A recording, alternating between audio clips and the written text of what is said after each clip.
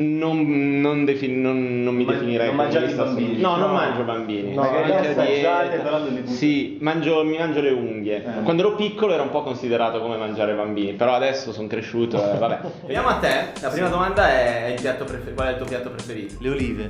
Le olive? Ma È qua cambiato. bianche, nere? Dipende Bianche. perché Bianche, verdi. Verdi, ok. In realtà non c'è una distinzione, sono trattamenti diversi, ma poi è sempre Il l'oliva. succo, no? Sì, È sempre in qualche modo. Sì, è anche il piatto che so cucinare meglio, l'oliva. Bene. Ottimo. Fantastico. Allora, invece, primo ricordo che ho io di te, Sì. che eri ancora il Corvo d'Argento, Sì. all'Indian Caffè, sfida con Posi Argento per chi doveva detenere l'argento. Certo, leggendaria. Leggendaria, Infatti, favolosa.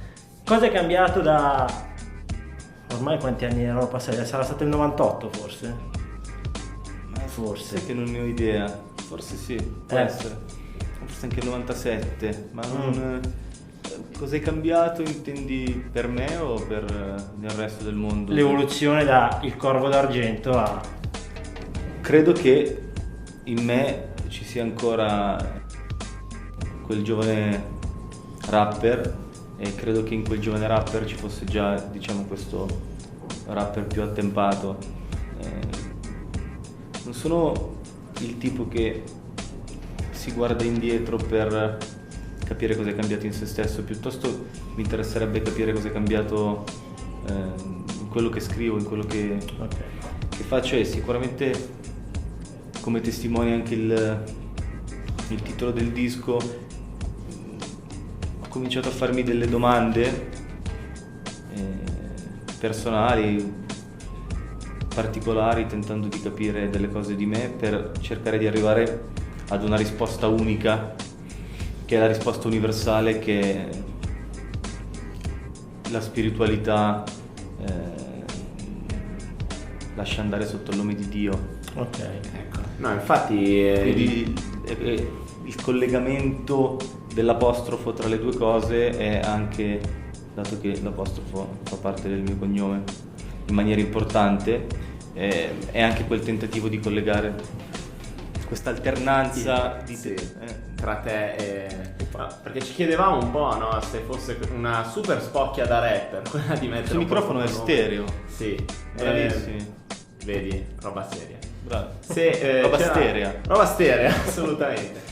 Dicevamo, ci chiedevamo, vista la copertina e anche le foto dentro il booklet che richiamano un po' tutte, no? Immagini. Si richiama, correttamente. magari non ti rispondono subito, però poi Però lo richiamo, richiamo, esatto. Almeno perché non sono del tutto caffone. Però è anche appunto questo D apostrofo io. Quindi il te, il testo, Dargen amico. il testo che è il testo stesso che riguarda te. E la te divinità. C'è più immagini, credo, di divinità qua che nel disco di Suor Cristina fuori. Tu la senti questo dualismo con Suor Cristina? Sì, no, poi adesso ridiamo e scherziamo perché credo che è quello che vorrebbe la divinità che noi facessimo in questo momento. Non credo che ci debba essere una serietà obbligatoria, capito? Infatti Suor Cristina mi sembra una persona simpatica. Non lo so, non la conosco. Ah, non avete interesse? No, non ancora. Siete Pensiamo, comunisti, siete chiaro, comunisti. Caso comunista. Esatto. Comunista. Anzi, intervistatela, mi interessa poi leggere, guardare, perché c'è anche il video, vero? La sì, faremo con sì. Suor Cristina, sì. Perfetto. Sarebbe da fare. Perfetto. Cosa stavo dicendo? Non lo so. Che la divinità sarebbe d'accordo col buttarla un po' sul ridere. Esatto, forse, sì, no? sì, Di sì, questa sì, cosa. Sì. Invece passo io direttamente all'album. Sì. C'è analogia in Modigliani, il fatto che lui non dipingesse appunto gli occhi e il tuo portare sempre gli occhiali? Guarda, capisco dove devo arrivare, ti faccio i miei completamenti. Grazie. Assolutamente non è volontario, ma adesso che me l'hai detto me lo metto sulla voce di Usa. Wikipedia. È da rispondere. Wikipedia, se c'è una Controlliamo, non c'è una voce Modigliani. No, la metto sicuro, stasera lo magari quando torno a casa in metro dopo l'incontro, l'in-store di questo pomeriggio, guarda, sicuro lo aggiungo io. Grande. Mi è piaciuto molto. Bene. E invece, rimanendo sul pezzo Modigliani, è venuto fuori anche prima in conferenza stampa il fatto del essere apprezzati da postumi come musicisti.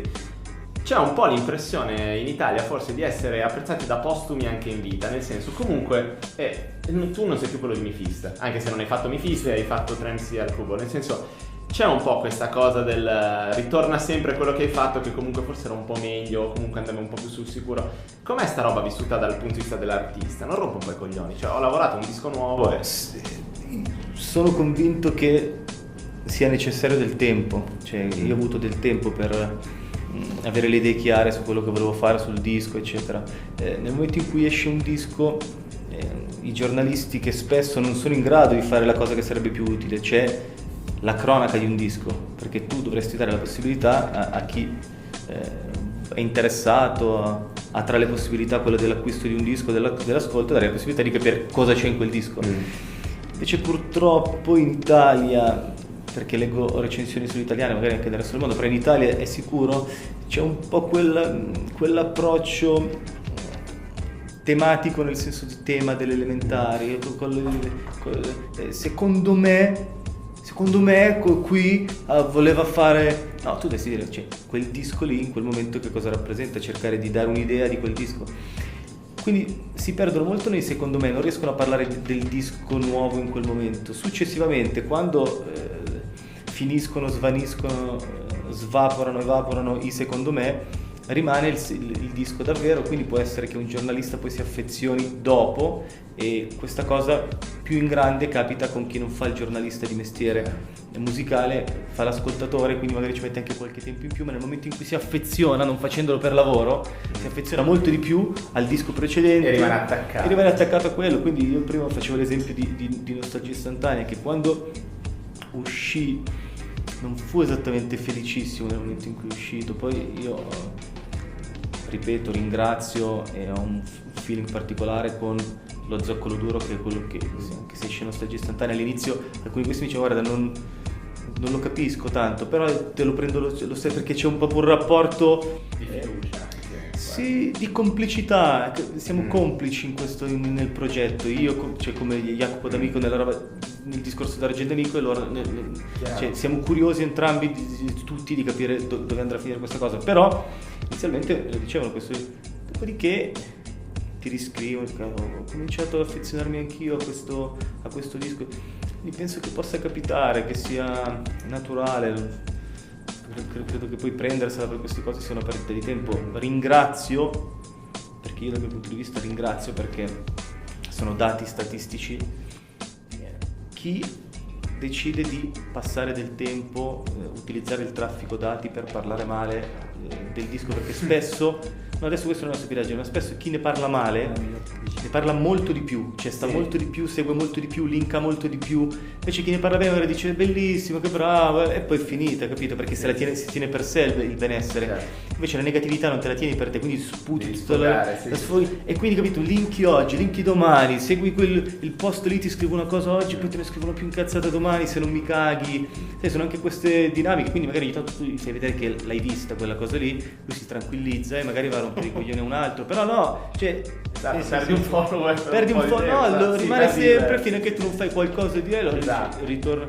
Però fa parte del gioco e è un gioco anche divertente.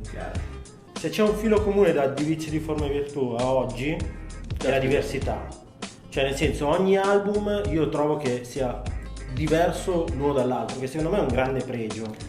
Ecco, il fatto che sia un grande pregio bisognerebbe parlare con le etichette, secondo me non sarebbero così contente. È che per me questo non è esattamente un mestiere, non so come dire, cioè nel senso, ho anche la fortuna di essere andato avanti e di non essere ancora morto di fame, quindi sono riconoscente all'Italia in qualche modo. L'Italia non so, alcune zone ben precise, non sono assolutamente riconoscente all'Italia, ma dal mio punto di vista, oltre ad essere un mestiere, è la passione principe della mia vita, la scrittura. Parlo della scrittura. In qualche modo, per continuare a scrivere, per darmi lo stimolo per la scrittura, devo intorno dedicare del tempo alla creazione di qualcosa che sia nuovo anche per me, stimolante, che magari non sia nuovo per gli altri ma lo sia per me, e che comunque mi metta in quella dimensione di fascino verso quello che stai facendo, ecco. Ed abbiamo fatto l'esempio di Nostalgia Istantanea, in quel momento lì di decidere di fare una cosa così mi ha permesso di dedicarmi totalmente, cioè ogni mattina mi alzavo, prima di andare a dormire facevo hai capito? Ero stimolato, ma stimolato non in un senso particolarmente poetico, proprio perché mi stimolava certo. i sensi, capito? Fare quella cosa.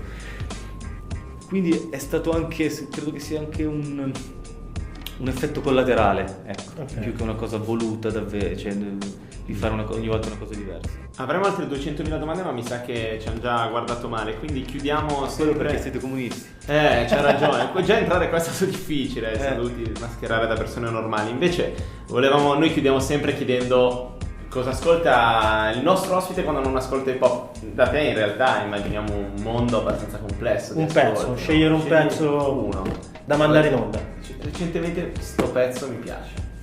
Allora, mandiamo in onda un brano che ho citato prima, che ha suonato in un DJ set, adesso non mi ricordo il titolo, ma è il brano di Mango con Dalla del 2002-2003, comunque l'unico brano che hanno fatto in quel periodo, e suonerei quello.